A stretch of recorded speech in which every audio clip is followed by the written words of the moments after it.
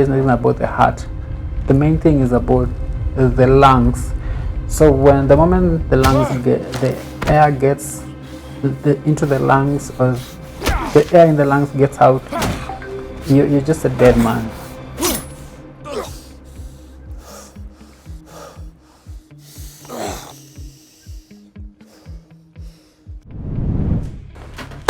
Ladies and gentlemen, welcome back to another episode of Debunk series, and this is the second part of the movie review for Mission to Rescue. I almost forgot its name, yet I've been watching it like the whole time. Now, today I don't want to really get into nitty-gritties. I have a lot of details here and a lot of many things to review, but I won't get into details because yes, it's a whole lot of movie that I don't want to really dig deeper into it, because like I've been looking for errors and the like. But let me just highlight a few things that we have as a problem in this country. We have a problem of scripting, and let me just share a screenshot of myself and the scriptwriter of this movie scriptwriter, that is Kajetan Boy. He did a movie called On Your Marks, I think, on YouTube. It's on YouTube, you can go and check it out. And the trailer had some other things that I think I critiqued, and then Kajetan Boy really hit back at me and called me that the armchair something. I'll get a screenshot. I know we had a discussion on LinkedIn. But anyway, forgetting that was 2016, now it's 2022, it's 6 years later, I'm reviewing a movie that they did, yet I'm still the armchair something like that. I will give you the screenshot there. Now, the problem with Kenya is the scripting, not even directors. I feel like we have directors, but again, if I see the kind of things that people are doing with the scripts that we have, then I still feel again we still have shortages of directors. That is a problem that we have in Kenya. We have a problem of scripting, and that's why when I look at such movies like the one that I'm watching right now, this is Mission to Rescue. So I will just dive straight to this movie and then review a few things. Now, the first scene from part 2 of this movie is this part of Kimeto arguing with the terrorists. So let's just check it out and then play. No, Legion, relax.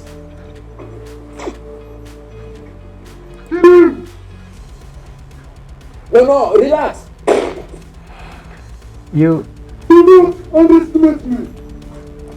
So this is where the terrorists kill someone, and then they were looking at a projection, because I can see the lights just passing behind his shoulder, and they were looking at a screen. Normally when you have such kind of scenes in movies, you usually have a big screen in front of you and you have sort of a camera that can connect us with the terrorists or the people we are negotiating with. But in this scene we can see they're just looking at a projection. Like, it's just obvious for the people who can see this. They know this is a projection. I can see light going past him, especially for that scene. So such scenes are simple. You just use a green screen, you replace that video footage, the one that you're projecting on that place, and put it in front of the person, which is much more easier than doing a projection. Well, but anyway, some things could be easier for other people, but then it can be hard for others. So that is one of the things that I thought maybe you could check. Now, there was this scene. I'll just show pictures of people. This is a scene minute 46:29. You tie someone with tie-ups and someone is holding a gun at you. I mean, like, that is not really logical. Tie-ups, you can actually tear them. Actually, you can even see his hands. They're not that tight, so you can actually tear them by just those are simple. They are not like a cucumber thick. There's something you can just pull your hands together and then you can actually escape.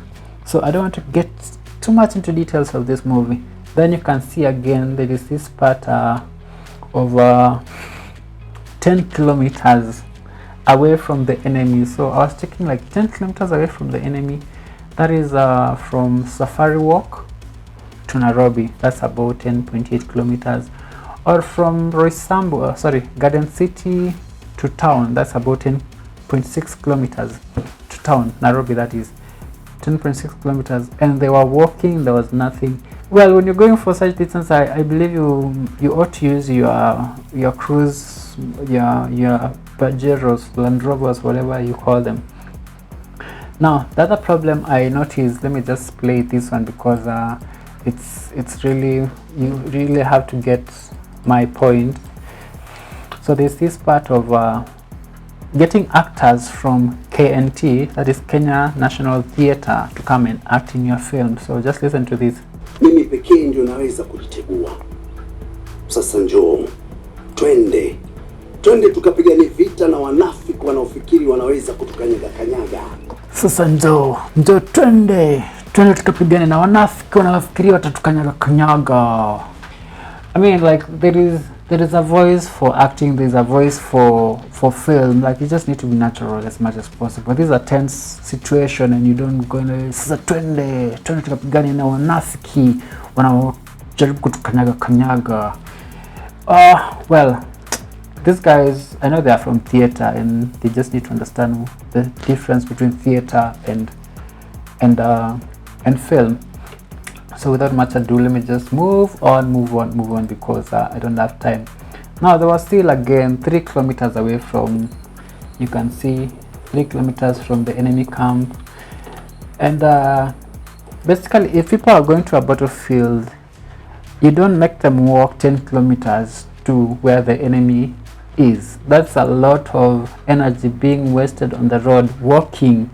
There's nothing that they showed us that, okay, I know you don't have to show everything, but the fact that you showed that 10 kilometers away from the enemy camp, then you showed us like 3 kilometers away from the enemy camp, you ought to have accounted for the 7 kilometers.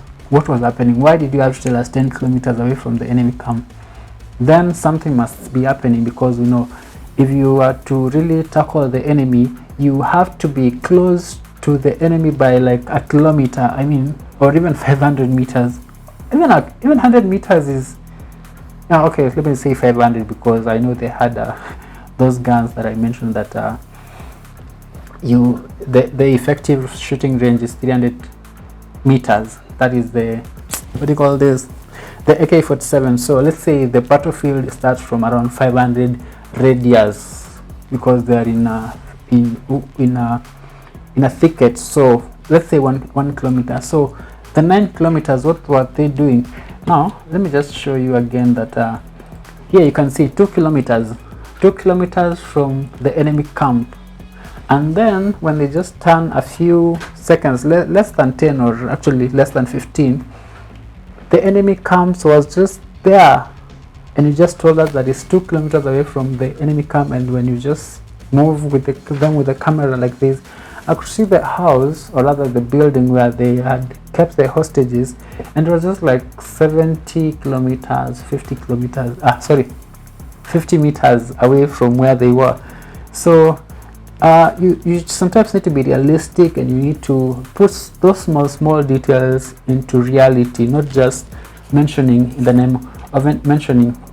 Now there's something I believe that happens when soldiers go out to the battlefield, and this is it, check it out. I don't think they usually call themselves by name. They usually have code names, and I think they usually say Tango 1, Tango 2, Tango 3. But this is my thinking. I'm not experienced when it comes to that, but I know they had someone who they were consulting. Maybe they just needed the name on the movie, but I don't think they call themselves by name. So listen to this. Kiki, Hakim, Ian, Missy. Shalom. Now this is the part that again you need to notice. Shalom. In this movie, Shalom. 1 minute 11. So Chalo is missing in this movie. After the drone attack, Chalo sort of killed, in other words. So that's why you can hear them calling Chalo in this point. And the captain says, one man missing. One man missing. One man missing. So he reports, he asks for the radio, and then one man missing. So he calls and say one man down, one man missing, and that was it. That is the Charlo who was missing. But then let's go to this next scene again. So this is Charlo again appearing. That was 1 minute 11 seconds and some whatever. Then again on minute 1:25:35, listen to this. Charlo again is being called because he had been shot again. Probably he arose and then he died again. So yes. So again, the problem with this part of the movie was when Hakim got shot in the house, when they were in the house, the person was close to him ran to where he was, which is not right, especially in a combat situation. And this second part where again Charlo is shot, there is a problem because they all rush to where he was. First of all, when you're in a combat situation and someone is shot, you do not run towards them. I think this was demonstrated very well when they were walking in the bush in the first part, when I talked about the gunshots and the changing of magazine. You can go and check that one. You realize that when I think someone got shot and no one ran to where they were, because when someone gets shot, you avoid that area because it's like an open field. You have to establish where the shot came from. But for the part where Hakim got shot, someone rushed to where he was and then stayed with him. But I think maybe they were in the house. But for this part where Charlo, who had resurrected and then came, is not right, because they all ran to where he was and tried to call his name. The reason you are in a combat situation, you have to ensure that yes, you don't get shot yourself and your colleagues don't get shot. So if they get shot and you have a cover, then you can go and pull them away from that open field so that they do not get shot again. But you don't run to where they are and go and try to cover them, because you get shot as well. So that's what I thought was not right. Now thirdly was before Charlo again got attacked by the drone. This is at night around 8 p.m. and I know, being in the desert out there, you can hear a drone coming. I mean, it's as simple as that. It's something you can hear. It's like a swarm of bees just coming towards you, but now this one comes stronger and you can see the light. You can even see it from far, and you know this is a drone attack or something like that. I mean, point is, well, you can hear it, so it cannot catch you by surprise. Now there are some scenes where actors fail to act well, and maybe I can just point out this part. After one of the terrorists was killed, just check him out. He moved his leg. You don't do that. He just after he was whatever strangled, he just moved his leg, like just so that, you know, when God forbid I get shot right now, chances are I will not move my hand like this. My hand will just probably fall whatever direction it goes because of gravity.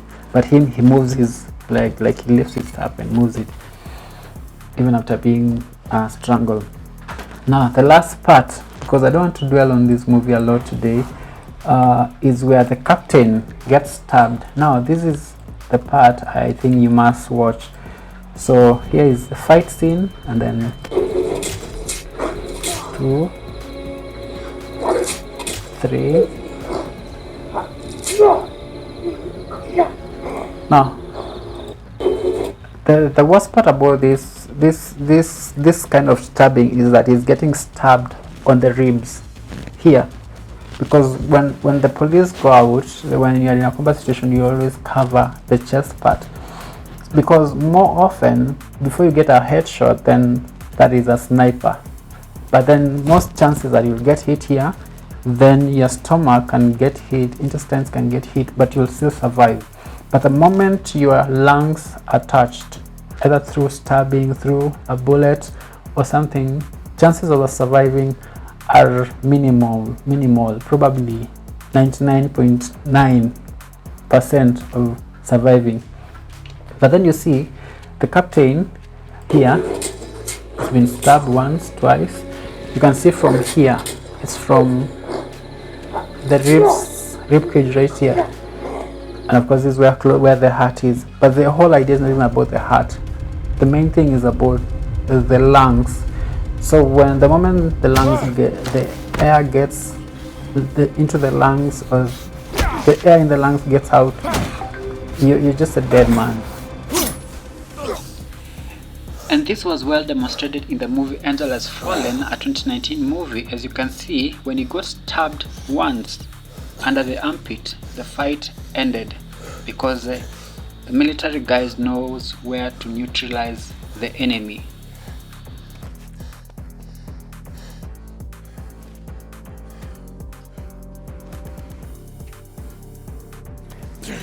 So I did not buy the idea that he could get stabbed and still manage to remove a gun using his left hand. No, that is not realistic. Now let's end this story because I don't want to be here again today for long. Now this is the end. The end. Here comes Kimeto again. I always end with Kimeto, but I will go back to one of the scenes where I was really disappointed by the editor. There is Kimeto, picks the call. Hello? You have made a terrible mistake, and the death of our soldiers will be paid in utmost brutality. Who is this? What's your name? Call me Legion. Call me Legion. That was a perfect place to end the movie, with some drum roll, not drum rolls, but some hits.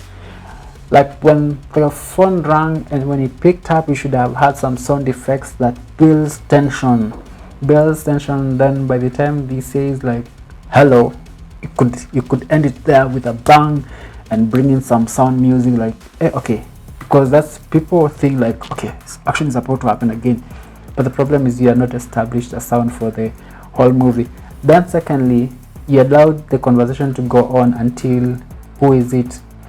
So that makes it now, the moment he introduces himself and says Legion, that was the point to end the movie again after building up to, anyway, definitely a vitu kwa movies yangu.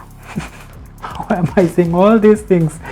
Now let me go back to the shooting scene. Yeah, this is the shooting scene. Da-da-da.